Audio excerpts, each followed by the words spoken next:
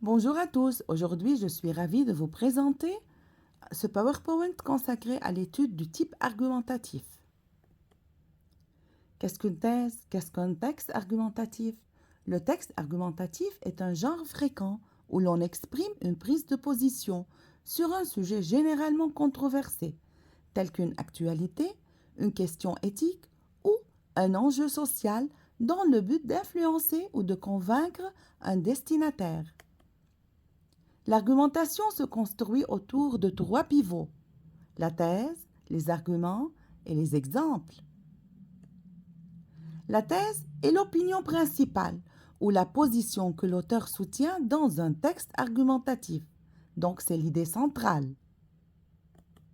L'argument est une affirmation ou une série d'affirmations qui soutiennent la thèse de l'auteur. Ces affirmations sont étayées par des raisons, des preuves ou des exemples. Un argument est une déclaration utilisée pour appuyer une thèse. Autrement dit, dans un texte, on cherche parfois à montrer les aspects positifs, les avantages et les aspects négatifs, les inconvénients d'une chose ou d'un comportement. Pour ce faire, on expose des arguments, c'est-à-dire des idées qui puissent convaincre le lecteur que ces avantages ou ces inconvénients sont réels et importants. Donc les arguments, ce sont des idées. L'exemple. Un exemple est une illustration spécifique ou un cas concret qui vient étayer un argument. Donc l'émetteur, pour convaincre, a recours à la raison.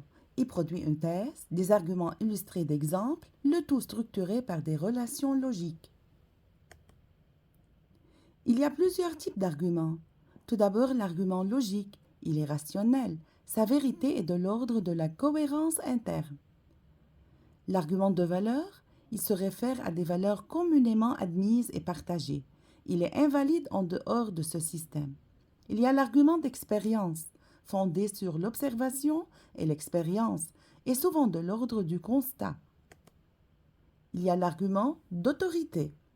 L'auteur a recours à la caution d'un homme illustre, reconnu dans tel ou tel domaine, pour légitimer ses propres affirmations. Et il y a l'argument de la norme, qui s'appuie sur tout ce qui est considéré comme normal, sur l'idée de bon sens.